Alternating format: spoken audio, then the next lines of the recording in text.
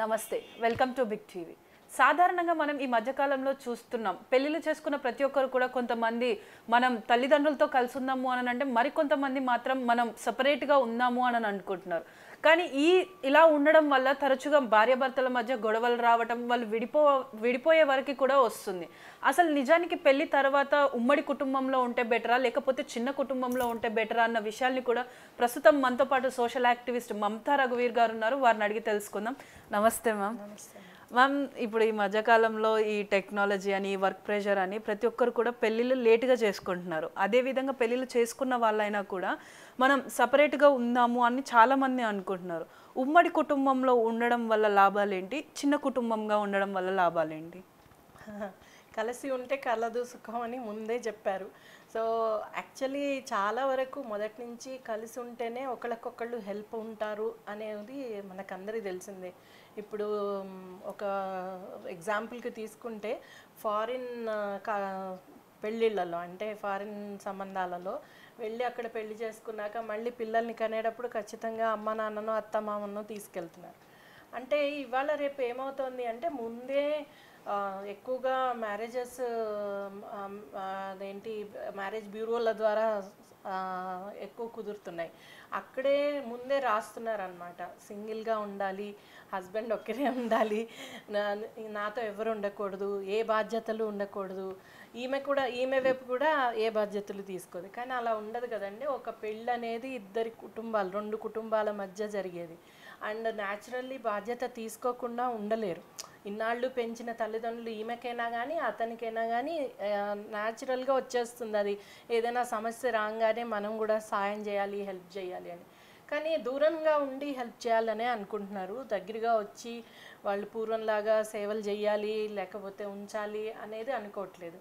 ఏదైనా కావాలంటే మీకు హెల్త్కి సంబంధించి హాస్పిటల్స్ కడతాం, లేదు అంటే వృద్ధాశ్రమాల్లో ఉంచుతాం, ఇలాంటి మాటలే మాట్లాడుతున్నారు. కానీ ఎక్కడ కూడా వాళ్ళు టైం స్పెండ్ చేయడానికి ఇష్టపడట్లేదు.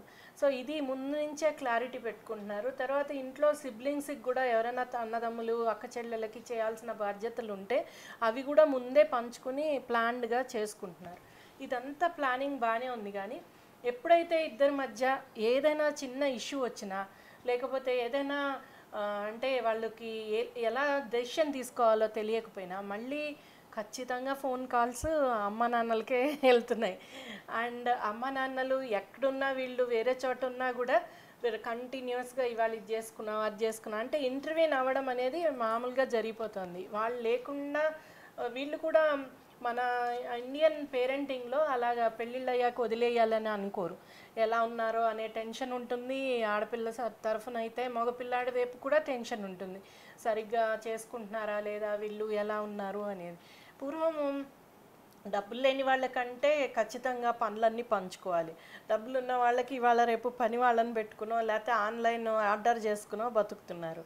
సో వంట, ఇంటి పనులు పెద్ద ఇష్యూ కాదు. పూర్వం ఇవన్నీ పెద్ద ఇష్యూస్ కాబట్టి అందరూ కలిసి ఉంటేనే, కలిసి చేసుకుంటే ఈ పనులన్నీ అయ్యేవి. ఇప్పుడు ఏంటంటే ప్రతిదీ కూడా డబ్బు ఉంటే నువ్వు కొనుక్కోగలవు, డబ్బు ఉంటే ఏదైనా చేసుకోగలవు.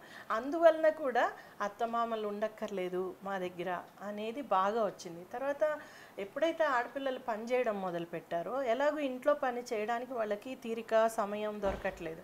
రెండు చెయ్యాలి అంటే మా జనరేషన్లో చాలా స్ట్రగుల్ అయ్యేవాళ్ళం బ్యాలెన్స్ చేయడానికి. అంటే ఎక్కువ కష్టపడాల్సి వచ్చేది. దానివలన 50s 60sకి వచ్చేటప్పటికి అనేక రోగాలతోటి సతమతం అయిపోతున్నారు. ఆ విధంగా చూసి అమ్మని ఆడపిల్లలు ఏమనుకుంటారంటే, ఎందుకంత కష్టపడాలి, ఏం అవసరం, ఎంతవరకు మనం చెయ్యాలో అంతే చేద్దాం, అవసరం లేనిదే చెయ్యం. ఇప్పుడు జనరేషన్ ఉద్దేశం ఏంటంటే ఎంత పని చెయ్యాలో అంతే చెయ్యాలి, ఎక్కడ కూడా ఎక్స్ట్రా చెయ్యక్కర్లేదు అనేది బాగా వచ్చేసింది. అందువలన ఆర్డర్ వేస్తే అన్నీ వస్తాయి. పూర్వం పండగలు వస్తున్నాయంటే బోళ్ళన్ని వంటకాలు అందరూ కూర్చుని చేయాల్సి వచ్చేది. ఇప్పుడేముంది, ఆర్డర్ ఇస్తే అన్నీ వస్తాయి. సో అందువలన అవసరం లేదు మనుషులు అనుకుంటున్నారు. కానీ మానసిక స్థితి చూస్తే ఖచ్చితంగా కొన్నాళ్ళ తర్వాత వాళ్ళిద్దరికీ ఎంత బంధం ఉన్నా కూడా ప్రాబ్లమ్స్ వస్తూనే ఉంటాయి. అలాంటప్పుడు పెద్దవాళ్ళ అనుభవం, వాళ్ళ జీవిత పాఠాలు తప్పనిసరిగా ఉపయోగపడతాయి. అందువలన దూరం చేసుకోకండి. మీరు ఇద్దరే ఉండాలి అనుకుంటే ఉండొచ్చు ఈ రోజుల్లో. అండ్ పనులు పంచుకోవడం, బాధ్యతలు పంచుకోవడం చేసుకోవచ్చు. But at the same time ఆ లింక్ అనేది ఖచ్చితంగా ఉండాలి. అందుకనే ప్రతి ఎక్స్టెండెడ్ ఫ్యామిలీ కానీ, కజిన్స్ కానీ, మనం ఏ ఫెస్టివల్స్ అయినా, ఏ ఫంక్షన్స్ అయినా అందరం ఎందుకు కలవాలనుకుంటున్నాం?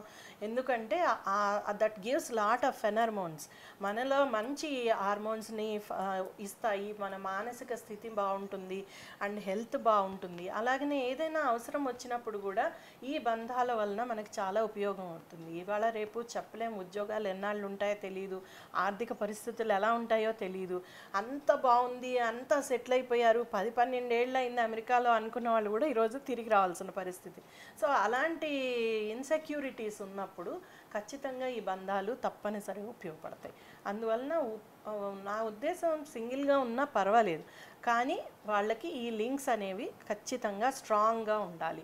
దానికి సమయం కేటాయించాలి, దానికి వాళ్ళు కొంత వనరులు కేటాయించాలి, ఖచ్చితంగా వెళ్ళాలి, అందరినీ చూస్తూ ఉండాలి, పేరెంట్స్ బాధ్యతలు తీసుకోవాలి. అలాగనే పేరెంట్స్ కూడా అనవసరంగా ఇంటర్వ్యూన్ కాకుండా, వాళ్ళ అనవసర విషయాల్లో జోక్యం కలగజేసుకోకుండా వాళ్ళకి మంచి సలహాలు ఇస్తూ, దూరం నుంచి గమనిస్తూ వాళ్ళకి సహాయకారిగా ఉండాలి.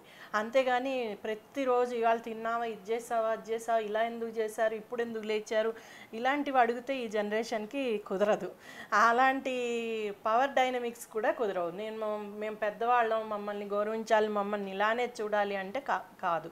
ఒకసారి ఇంకా మ్యారేజ్ అయ్యాక వాళ్ళని ఒక ఫ్రెండ్స్గానే, ఒక ఫ్యామిలీ ఫ్రెండ్స్గానే ట్రీట్ చేయాలని నా ఉద్దేశం. So ma'am,